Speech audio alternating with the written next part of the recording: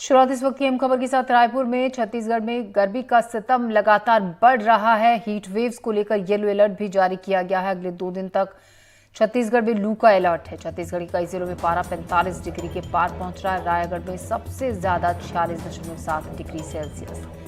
तो गर्मी का सितम लगातार बढ़ रहा है।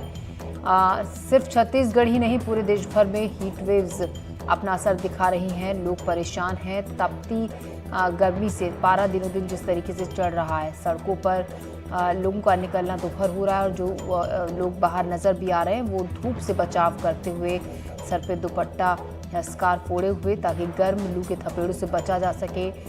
दोपहर में गन्ने का ठंडा जूस पीकर या फिर कुछ और तरल पदार्थ पीकर वो अपनी गर्मी को दूर भगाते हुए नजर इन दिनों सड़कों पर आते हैं लोग। और मौसम विभाग का ये भी कहना है कि अभी फिलहाल इस तपती गर्मी से राहत की उम्मीद कम ही है, क्योंकि मानसून आने में अभी वक्त है। जुल्फिकार हमारे संवाददाता हमारे साथ जुड़ रहे हैं ज्यादा जानकारी के साथ। जुल्फी, लगातार तापमान जिस तरीके से बढ़ रहा है और रायपुर में तो 46 के पार टेम्परेचर पहुंच चुका है। फिलहाल अगर हम इस वक्त की बात करें, 10 बजे हैं, क्या ताजा हालात है मौसम का वहां पर?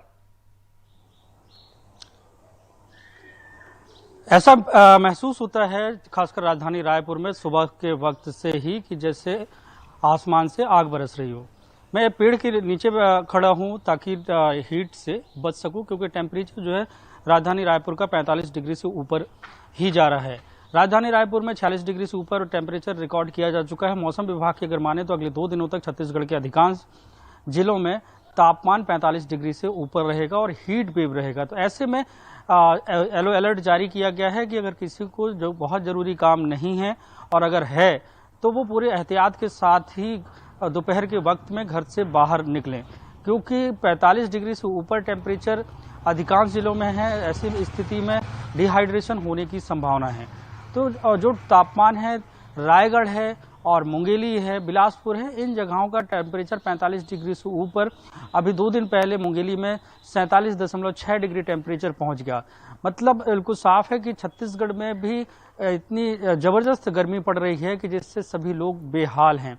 अब ऐसे में सिर्फ एक ही बचाव है कि आप अपने आप को एहतियात बरतें। हालांकि क्योंकि छत्तीसगढ़ में मानसून पहुंचने में अभी कम से कम 10 दिन लगेंगे, क्योंकि केरल में मानसून आने के बाद छत्तीसगढ़ का बस्तर जो है सबसे पहले वहां पर मानसून पहुंचता है। तो ऐसे में मौसम विभाग का भी मानना है कि अगले कुछ दिनों तक मौसम इसी तरीके का बना रहेगा और लोगों को एहतियात बरतनी पड़ेगी और ये टेम्परेचर 46 डिग्री के पार भी जा सकता है। तो छत्तीसगढ़ के ये हालात हैं। तो जिस तरीके से पूरा देश लू की चपेट में है, तो छत्तीसगढ़ उससे अछूता नहीं है।